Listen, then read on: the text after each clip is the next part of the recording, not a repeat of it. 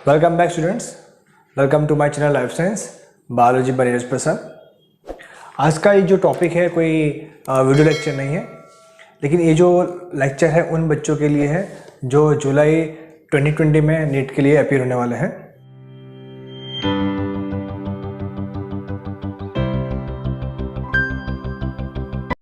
इस वीडियो में बात करेंगे जो बायोलॉजी है उसका जो वेटेज है कौन से चैप्टर में से कितना आने वाला है। आप ये बुक देख सकते हो, मेरे हाथ इस पे लिखा है my secret plan to conquer the world. Actually यहाँ आना चाहिए my secret plan to conquer NEET 2020। So आज हम इस पे बात करने वाले हैं किस तरह आप 45 टू 50 डेज के अंदर नीट की प्रिपरेशन कर सकते हो फॉर सब्जेक्ट बायोलॉजी। अगर आप मेरे वेटेज के हिसाब से बायोलॉजी पढ़ेंगे तो आपके रैंक में काफ़ी इम्प्रूवमेंट आ सकता है। सो मैं आपको जो डेटा दिखाने वाला हूँ वो पास्ट 7 इयर्स का है, जो स्टार्ट होगा 2013 से लेकर 2019 के बीच में जितने भी नीट की एग्ज़ाम्स हुई है उसमें जो क्वेश्चन पूछे गए हैं तो वो सबसे मैंने डेटा एनालिसिस किया है सिर्फ आपके लिए। सो बेसिकली अगर नीट की बात करें तो नीट के अंदर जो सब्जेक्ट्स होते हैं वो है फिज़िक्स, केमिस्ट्री और बायोलॉजी। अगर हम इनका वेटेज देखें तो ये दोनों मिला के होते हैं 50% और अकेले बायो का होता है 50%। तो इन शॉर्ट जो बायोलॉजी है उसके होते हैं 360 आउट ऑफ 720 मार्क्स। सो अगर आप 360 में से 320 प्लस स्कोर करते हो तो आपका रैंक हम इजीली बूस्ट कर सकते हैं। सो 320 स्कोर करने के लिए आपको सबसे पहले तो जो चैप्टर वाइज वेटेज है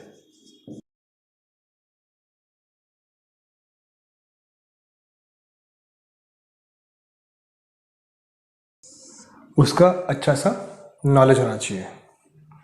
सो मैं इस वीडियो में आपको चैप्टर वाइज वेटेज बताऊंगा ताकि आपको एक इजी ट्रैक मिले आपका नीट क्लियर करने के लिए। सो इस वीडियो में आपके साथ मैं शेयर करने वाला हूँ 2013 से लेकर 2019 का बायो का क्वेश्चंस के एनालिसिस। अगर हम ए ईयर की बात करें तो अभी तक टोटल 829 क्वेश्चंस नीट के अंदर पूछे गए हैं। अगर इसमें से बात करें तो 75% क्वेश्चंस वो आए थे NCERT में से। सो अगर हम देखें, अगर मैं आपको वेटेज बताऊं और साथ में नीट 2020 के अंदर चैप्टर वाइज कितने क्वेश्चंस आ सकते हैं, अगर इसकी आपके पास पूरी जानकारी हो तो आप अच्छे से 320 प्लस स्कोर कर सकते हो।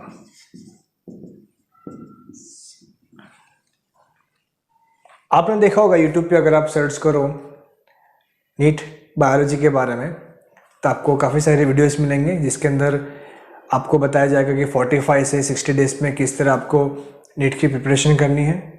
और मेन पॉइंट उसमें क्या होगा, आपको बताएंगे क्रैश कोर्स के बारे में।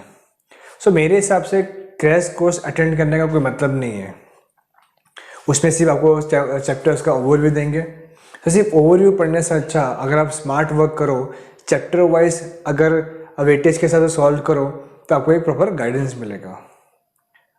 तो चलो हम देखते हैं चैप्टर वाइज किस तरह इसका बाइफर्केशन है। सो ये बुक में मैंने कुछ सीक्रेट्स लिखे हैं जिससे आपको नीट के अंदर रैंक बूस्ट करने में हेल्प होगी। सो अगर हम देखें चैप्टर वाइज, अगर हम चैप्टर नंबर 1 की बात करें तो उसके अंदर अभी तक टोटल 8 क्वेश्चंस पूछे गए हैं। तो नीट 2020 के अंदर उसमें शायद तक एक क्वेश्चन आएगा या फिर नहीं आएगा। चैप्टर नंबर 2 की बात करें तो चैप्टर नंबर 2 है हमारा बायोलॉजिकल क्लासिफिकेशन। उसमें अभी तक 27 क्वेश्चन आ चुके हैं और इस बार आने की संभावना है 3 क्वेश्चन की। तो चैप्टर नंबर 3 है हमारा प्लांट किंगडम। उसके अंदर अभी तक 22 क्वेश्चन पूछे गए हैं और शायद तक इस बार आएंगे 3 क्वेश्चंस। और जो चैप्टर नंबर 4 है जो है हमारा एनिमल किंगडम, उसमें अभी तक 25 क्वेश्चन पूछे गए हैं। इस बार आने के चांसेस हैं 3 क्वेश्चंस। सो ओवरऑल हम बात करें तो यूनिट 1 का जो वेटेज है 9 क्वेश्चन का, दैट इज अराउंड 10% होता है। ठीक है। अगर ए यूनिट की बात करें तो चैप्टर नंबर 4 काफ़ी इंपॉर्टेंट है और मेरे हिसाब से चैप्टर नंबर 4 के अंदर आपको सिर्फ NCERT पढ़ना है। NCERT के अलावा कोई भी बुक आपको रिफ़र नहीं करनी है फॉर चैप्टर नंबर 4। अब आते हैं यूनिट नंबर 2। अब यूनिट नंबर 2 की हम अगर पहला चैप्टर देखें तो chapter number 5 that is morphology. अगर मॉर्फोलॉजी की बात करें तो इसमें अभी तक 36 क्वेश्चन पूछे गए हैं और इस बार आने की प्रोबेबिलिटी है 4 क्वेश्चंस। चैप्टर नंबर 6 की बात करें दैट इज़ एनाटॉमी। एनाटॉमी की बात करें तो 22 क्वेश्चंस पूछे गए हैं अभी तक और उसमें से अब इस बार आ सकते हैं 2 या 3 क्वेश्चंस। और चैप्टर नंबर 7 की बात करें जो है हमारा एनिमल टिश्यू, उसके अंदर बहुत कम क्वेश्चन आए अभी तक, 13 क्वेश्चन ही आए अभी तक और इसमें आने के चांसेस हैं 1 या फिर 2 क्वेश्चन। सो ओवरऑल मिला के होते हैं इसके अंदर 7 क्वेश्चंस और ये चैप्टर का वेटेज है अराउंड 7 to 8% का। अब आते हैं हम यूनिट नंबर 3। इसमें है हमारा पहला chapter number 8 that is cell.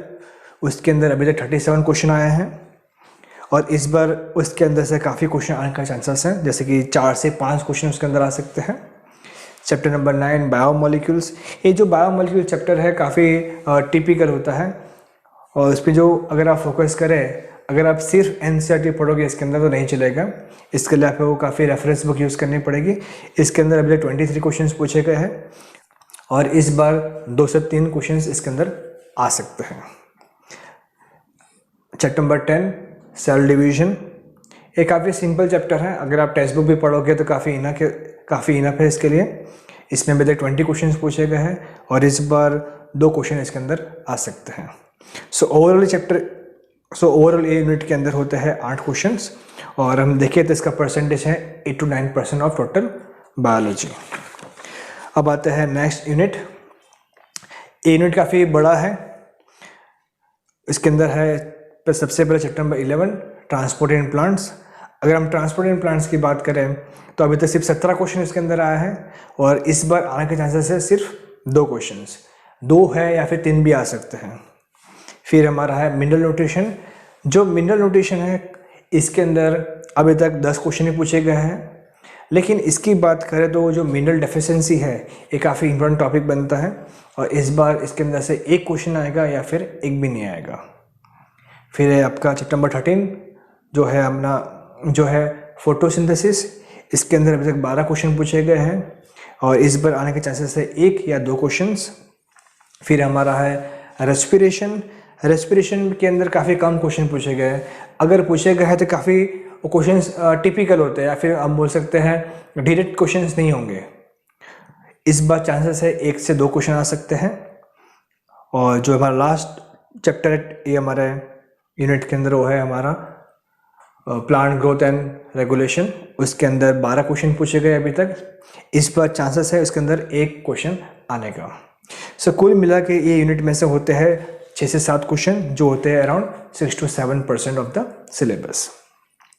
अब आता है the most important unit of the biology that is human physiology. अब इसके अंदर भी बहुत सारे चैप्टर्स हैं। पहला है चैप्टर नंबर 16 डाइजेशन। अभी तक इसके अंदर 16 क्वेश्चन पूछे गए हैं और इस बार 2 क्वेश्चन आने के चांसेस हैं। तो next chapter number 17 that is breathing and exchange of gas. उसके अंदर 17 क्वेश्चन अभी तक आया हुआ है। इस बार 2 क्वेश्चन आने के पूरे चांसेस हैं। फिर है हमारा chapter number 18 that is body fluid and circulation. अब ये जो चैप्टर है काफ़ी इंपॉर्टेंट है। इसमें हार्ट के बेस पे क्वेश्चन काफ़ी आ सकते हैं। अभी तक 21 क्वेश्चन पूछे गए हैं। इस बार 3 या फिर 2 क्वेश्चन आने के पूरे चांसेस हैं। फिर चैप्टर नंबर 19 वो है हमारा एक्सक्रीशन। एक्सक्रीशन में काफ़ी कम क्वेश्चन पूछे गए हैं, इस बार 2 क्वेश्चन आएगा या फिर 1 क्वेश्चन आएगा। अब है next chapter, that is chapter number 20 के अंदर बात करें तो इस बार 2 क्वेश्चन आने के चांसेस हैं। 21 है अपना नर्वस सिस्टम, उसके अंदर भी 2 क्वेश्चन आएंगे। और जो हमारा 22 है केमिकल कोऑर्डिनेशन, इसके अंदर आने के चांसेस है 3 क्वेश्चंस। अब इस चैप्टर की बात करें तो इसके अंदर जो हार्मोन है या फिर जो हार्मोन के रिगार्डिंग जो हमारे डिसीजेस है उसमें से चांसेस है क्वेश्चन आने के। अब आता है हमारे नेक्स्ट यूनिट पे। जो नेक्स्ट यूनिट है वो उसमें है हमारा क्लास 12 का सिलेबस। क्लास 12 के हम बात करें तो पहला यूनिट के अंदर 23 chapter number 23 that is reproduction in organism. ये बहुत बेसिक सा चैप्टर है। अब एक्चुअली क्या होता है ना, जो हमारा दो नेक्स्ट चैप्टर हैं उसकी वजह से क्वेश्चन काफ़ी मिक्स आते हैं, इसलिए बहुत टाइम ऐसा होता है कि हम कंफ्यूज हो जाते हैं कि चैप्टर क्वेश्चन कहाँ से पूछा गया है। तो अभी तक मेरे हिसाब से 10 क्वेश्चन ही पूछे गए हैं, इस बार 1 क्वेश्चन आएगा या फिर इसमें से एक भी क्वेश्चन नहीं आएगा। फिर है chapter number 24 that is reproduction in flowering plants. इसके अंदर अभी तक 42 क्वेश्चंस पूछे गए हैं लास्ट 5-6 सालों के अंदर। अब इस बार 5 क्वेश्चन आने की पूरे चांसेस है। फिर है रिप्रोडक्शन इन ह्यूमन, इसके अंदर 27 क्वेश्चन पूछे गए हैं लास्ट 5 साल के अंदर, इस बार 3 क्वेश्चन आने के चांसेस है। जो रिप्रोडक्टिव हेल्थ है जो हमारा 26 चैप्टर, इसके अंदर 2 क्वेश्चन आएंगे या फिर 1 क्वेश्चन आने के चांसेस हैं। अब ये यूनिट की बात करें तो ये यूनिट में से होता है 11 क्वेश्चंस और इसका वेटेज है अराउंड 12%। अब चलते हैं हमारा नेक्स्ट यूनिट पे जो है जेनेटिक्स। जो चैप्टर नंबर 27 है जो है हमारा हेरिडिटी एंड वेरिएशन, उसके अंदर 46 क्वेश्चन एग्जाम में पूछे गए हैं और इस बार की बात करें तो 5 या 6 क्वेश्चन आ सकते हैं। फिर हमारा chapter number 28 molecular basis of inheritance, उसमें अभी तक 45 क्वेश्चन पूछे गए हैं, उसमें से भी आ सकते हैं 5 या 6 क्वेश्चन। और जो हमारा नेक्स्ट चैप्टर है दैट इज 29 एवोल्यूशन, उसमें पूछे गए 27 क्वेश्चन, इस बार 3 क्वेश्चन आने के चांसेस है। सो कुल मिला के ये 3 चैप्टर में से 13 क्वेश्चन आने के चांसेस हैं और ये बनाता है हमारा 14 to 15% ऑफ टोटल वेटेज। ये जो 3 चैप्टर थे 27, 28 और 29, ये आपको कभी भी छोड़ने नहीं चाहिए।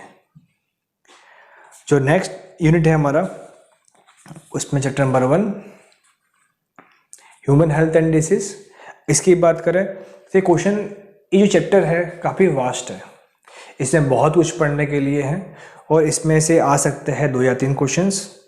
चैप्टर नंबर 21 की बात करें जो है फूड टेक्नोलॉजी वाला क्वेश्चन, जो है फूड टेक्नोलॉजी वाला चैप्टर, इसमें से 1 क्वेश्चन आने के चांसेस हैं। फिर नेक्स्ट है हमारा माइक्रोब्स।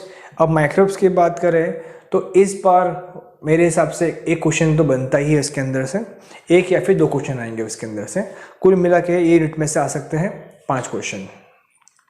नेक्स्ट जो हमारा यूनिट है दैट इज़ बायोटेक। सो मेरे हिसाब से इसके अंदर काफ़ी क्वेश्चन आ सकते हैं।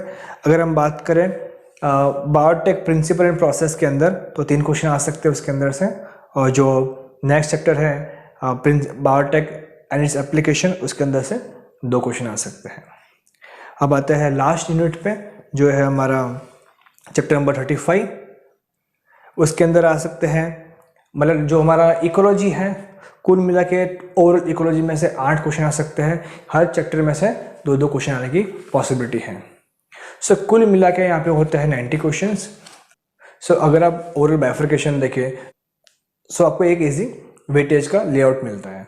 अगर आप ये लेआउट के हिसाब से प्रिपरेशन करोगे या फिर जो 5 क्वेश्चन सॉल्व करोगे तो आपको एक प्रॉपर आइडिया मिलेगा कि आपको किस तरह के क्वेश्चन सॉल्व करना चाहिए।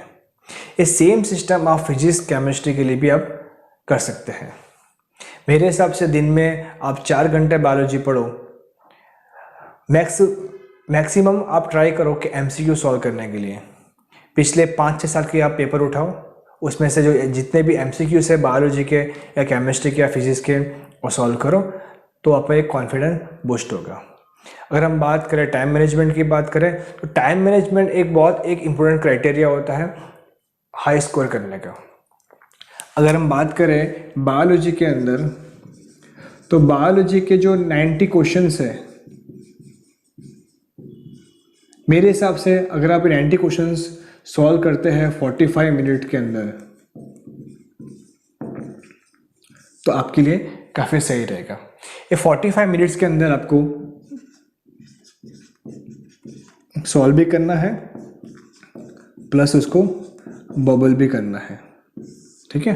सो इससे क्या होगा, जो बाकी जो सब्जेक्ट्स है, केमिस्ट्री एंड जो फिजिक्स है, उसके अंदर आपको काफ़ी टाइम मिलेगा ताकि आप अच्छे से इस पर कॉन्सेंट्रेट कर पाए। अगर आपको ये वेटेज पसंद आया हो तो मेरे वीडियो को लाइक करें, आपके फ्रेंड के साथ शेयर करें। आप डिस्क्रिप्शन बॉक्स में जाइए, मैंने कुछ इंपॉर्टेंट क्वेश्चन के ऊपर मैंने वीडियोस बनाया है जो आपको काफ़ी हेल्प करेगा आपको बायो में स्कोर बूस्ट करने के लिए।